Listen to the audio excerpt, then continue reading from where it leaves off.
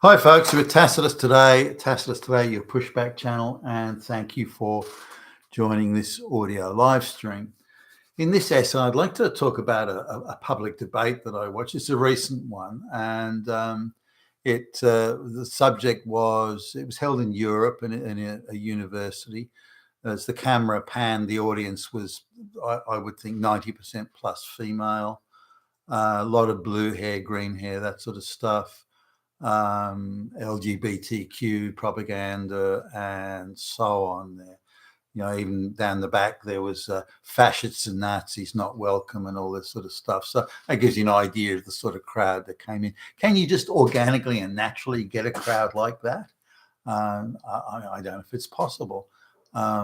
Surely there'd be a wider mix of people and views in the audience if it was just an organically derived audience rather than one that was deliberately stacked, like a New York jury that wants to convict Donald Trump or something. But anyway, this was the audience was, I don't know, a few hundred, I suppose. It was also recorded and televised and put on social media. But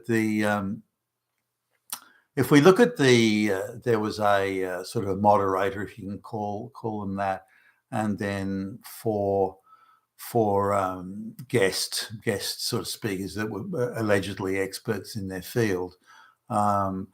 Three of them were just fully on the globalist payroll. All these people are paid big bucks to push globalist talking points, globalist themes, and to be prominent influencers. They're given huge platforms and artificially inflated platforms. These are people that in the real world wouldn't get a mention or wouldn't get anywhere, but one of them's head of a fully globalist funded think tank that gets a lot of coverage on leftists, the BBC in Britain and ABC in the US and the New York Times. This person's constantly quoted as being an expert. She's a Jewish lesbian activist. There's another one who's a super pro European Union globalist guy, paid big bucks again to push propaganda. And there's a former BBC journalist who's also gone on to a globalist funded NGO, come think tank is there as well. So it's heavily stacked to one side. There's the only person that wasn't a radical, or the only person that wasn't on the globalist payroll, maybe is a better way of putting this, was a guy who I would regard as sort of centre left, quite a moderate, really, centre left, and a bit of a gadfly. For example, he believes immigration, mass immigration to Europe is too high, for example. But that's hardly a radical position. He thinks that the expense that is put into and the cost of this global warming stuff and so on is too high, and it's costing standards of living, costing industry jobs and so on, which is again far from a radical position. But that's his view. He also has a view that slavery has been practiced for thousands of years and that it's unreasonable and unwarranted to just blame white people for slavery, and that's the end of the story. So he's got again some very factual, and very moderate positions. But of course he's diametrically opposed to the speakers and the commentators on this supposed debate, and it wasn't really a debate. The moderate guy, for example, said, "Well, slavery's been around for centuries. Jews, Nazi, fascist." And then the people on the panel were that's not true. That's not true. Only white people ever did it. Hitler and Nazi. And it seems that almost every utterance they made had to have either Nazi, fascist, Hitler, or swastika or something in it. But the moderate was fairly determined and tried to explain, some basic facts, but was again shouted down. So they just didn't want to know. They had a preconceived notion that all white people are wicked, evil Nazis, always have been, and we have to remove the scourge of whiteness from the face of the earth, and then we will enter some sort of paradise, seems to be the message. But if white people are so bad, it came to the thing here, and if there were properly moderated conversations and debates, then I wouldn't mind. I was irritating to see that the the moderator and the people on there were very much tied to propaganda lines and not factual accuracy. And if white people are so bad, then you don't have to tell so many lies and make up so many ridiculous, absurd narratives. The facts alone will speak for themselves, if indeed white people are so bad. If white people are not that bad, then why are you determined to invent these narratives that are completely untrue? I don't understand the thing, unless it's a determination, and which it clearly is, by the way. It's determination to completely break all the power of straight white male Christian Gentiles and to completely eradicate their influence and to turn the rest of the the world, whatever white people are remaining after this this form of genocide has run its course, so that everyone then becomes a zombie, in the clammy hands of the globalist class, which must be the end game intention here. Well, watching the people on the panel were clearly all selected for being super pro-globalist. So the moderator, while if the moderate guy, the centrist guy said, well, slavery's been around for years. Well, we'll come back to you in a minute. I don't want to hear that. And then they'd go to the guy who was saying that we're surrounded by Nazis and fascists and Hitler is among us and all this sort of stuff. And he would have. So I looked at the time. The whole thing went for 90 minutes, and I suffered the pain of listening to it.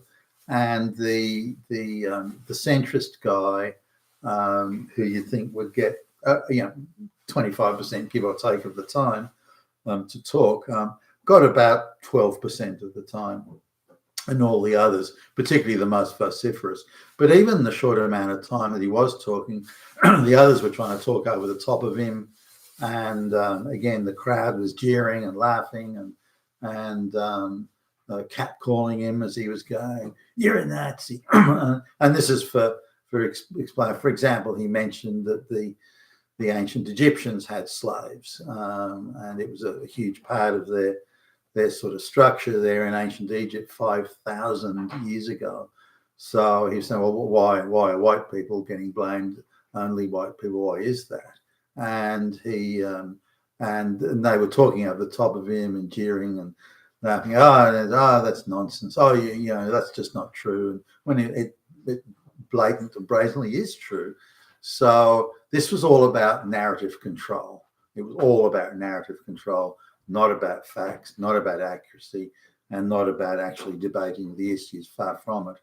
And they only invited that moderate guy on so they could trash him and jeer at him. And I thought he was rather courageous in coming on, because if he looked at the list of people who are going to be there and the moderator, he would have known he was walking into a massive ideological ambush, and that there was going to be no debating at all. But this is about the standard of the talk shows everywhere. So just another one this morning I looked at where Donald Trump is emboldening far-right Nazis, fascists. Fascists are everywhere, and they're going to destroy our democracy. It's the good black lesbians that are going to save us from this. Far-right fascism, Nazi, swastika. And the moderator the journalist moderating, obviously very sympathetic to leftist views, let this guy rant on and on and on, and didn't challenge anything, didn't push back. But when another guy on the panel said, "Well, that's not true. The majority of people arrested are in fact leftist activists. So what you're saying is simply not true. But before he could even finish the sentence, the supposed moderator had cut him off. Yeah, we don't want to hear about that. That's against the narrative, and on it went. So I'm sort of hoping we're going to get to a situation. There's a view some are espousing that the left has lost control of the narrative and narrative machine, and that the centre-right people are getting more prominent, having more prominent voices in the public discourse. I think that is happening, but the idea that it's swung around and is now, the leftists are on the run and that sort of thing. They've just lost they had total control of the narrative. They've now lost that, and that is a good thing. But the idea that it's now flipped and the centre right has control of the narrative, no, that's not even close.